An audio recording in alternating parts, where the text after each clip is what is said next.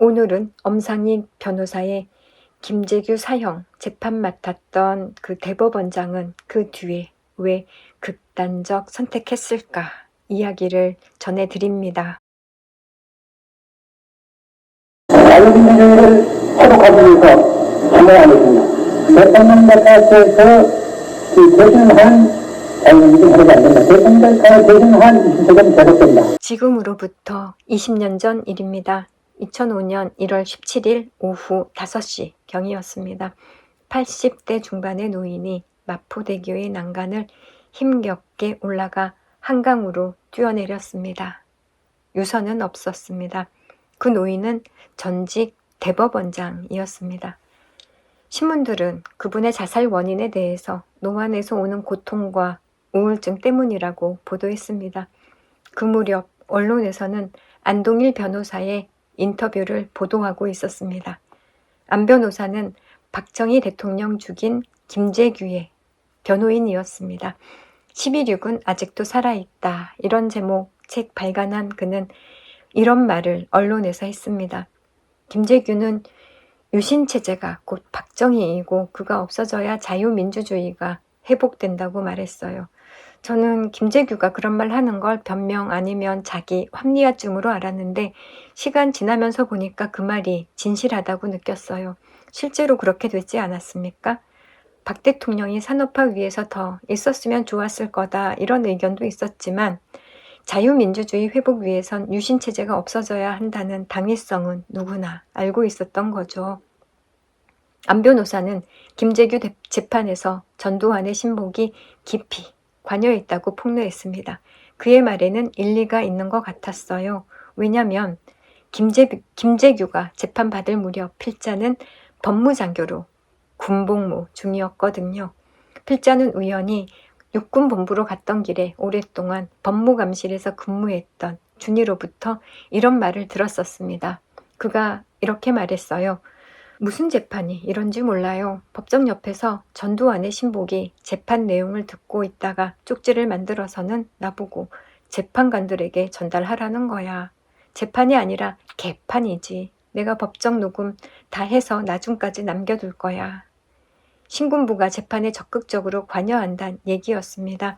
김재규 재판은 느릿느릿 진행되다가 대법원에 가서 갑자기 속도가 빨라지고 사형이 확정됐습니다. 그 얼마 후에 김재규 사형 집행 지휘한 선배 법무장교가 이런 말 하더군요.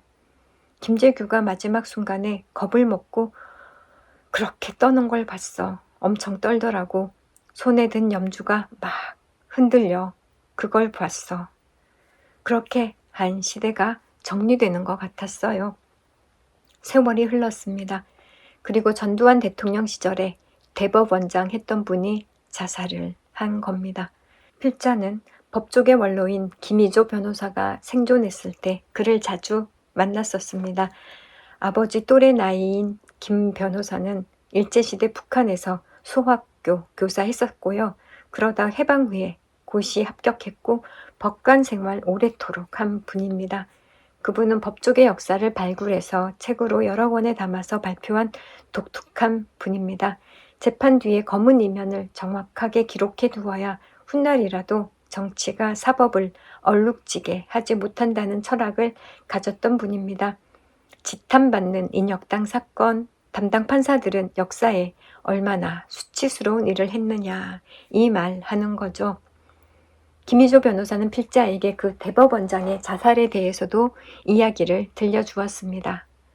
그는 이렇게 말했어요. 내가 6.25 전쟁 때 자살한 그분과 함께 지금의 수도군단인 당시 육광구 사령부에서 같이 근무했습니다. 그때 식당 관리하는 본부대장이 전두환이었죠. 김재규 재판 때 신군부에서 대법관을 다 찾아다녔는데 자살한 그분이 주심 맞도록 의도적으로 배당했다고 들었습니다. 자살한 대법원장은 아프고 고독해서가 아니라 정권과 타협한 것 때문에 평생 괴로웠을 겁니다. 그럴 수도 있겠구나 하는 생각이 들었어요. 다시 또 시간이 흘렀습니다. 필자는 우연히 김재규 재판에 관여했다는 그 전두환 신복과 변호사와 의뢰인 관계로 만났습니다. 그도 그땐 늙고 평범한 야인이 되어 있는 상황이었죠. 군 시절의 필자는 법무장교였고 그는 보안사령부의 장교였습니다. 그가 이렇게 말하더군요. 군사법원에서 김재규 재판이 한없이 늘어지는 겁니다. 대법원에 올라가서도 자꾸만 재판이 연기되는 거였죠. 사회에선 김재규를 민주주의 회복시킨 영웅 내지 의인으로 삼는 의인화 시위가 일어나고 있었고요. 사람들이 신군부라고 하는 저희들은 불안했습니다. 그래서 제가 주심 대법관 찾아가서 빨리 김재규 사형 확정시켜주면 그 은혜를 잊지 않겠다고 했습니다. 그리고 전두환 대통령이 훗날에 그분을 대법원장으로 임명한 거죠. 그는 솔직하게 털어놓는 것 같았습니다. 필자가 다시 물었습니다. 처음 군사재판 때도 옆방에서 쪽지 보내면서 재판에 관여하고 했다 이런 소리 들었는데 그것도 사실입니까? 라고 물었죠. 그러자 그는 맞아요. 그렇게 했어요. 절차에 관여했죠. 박정희 대통령 죽인 김재규가 죽게 되리란 건 당시 누구나 예상하는 결론이었습니다. 근데 문제는 재판 절차였어요. 김재규 변호인단은 당시 이름난 대단한 인물들이었습니다. 당시 군사법정 재판관들은 고시나 군 법무관 시험 통과한 자격자가 아닌 상황이었거든요. 날고 뛰는 전문 변호사들이 재판 절차 따지고 덤벼드는데 법대에 앉은 그들이 꼼짝 못하는 거죠. 그래서 신군부라고 불리던 저희가 법원에서 최고의 엘리트 판사 차출했고요. 절차적인 면을 뒤에서 돕도록 한 겁니다. 법상 민간인 판사가 직접 재판할 수는 없었으니까요. 당시 상황을 아는 필자는 고개를 끄덕거렸습니다. 지금은 법이 개정돼서 그런 경우가 있을 수 없게 됐죠. 하지만 중요한 정치적 결정이 상당 부분 사법부에서 결정되는 게 현실입니다. 담당 판사들은 망각된 대법원장의 자살이 던지는 그 메시지를 알고 있을지 의문입니다. 오피니언 리더들이 많이 보는 인터넷 신문 최보식의 언론은 국내 최고 기자 안목으로 만드는 거의 유일한 고품격 인터넷 신문입니다. 이 신문을 보는 여러분도 고품격 독자이십니다. 인터넷 포털 사이트 검색창에 최보식의 언론 검색해서 들어와서 함께 해주세요. 유튜브 구독, 좋아요 꾹 눌러주시고요. 쇼츠도 응원해주시면 유튜브 제작에 아주 큰 힘이 됩니다. 감사합니다.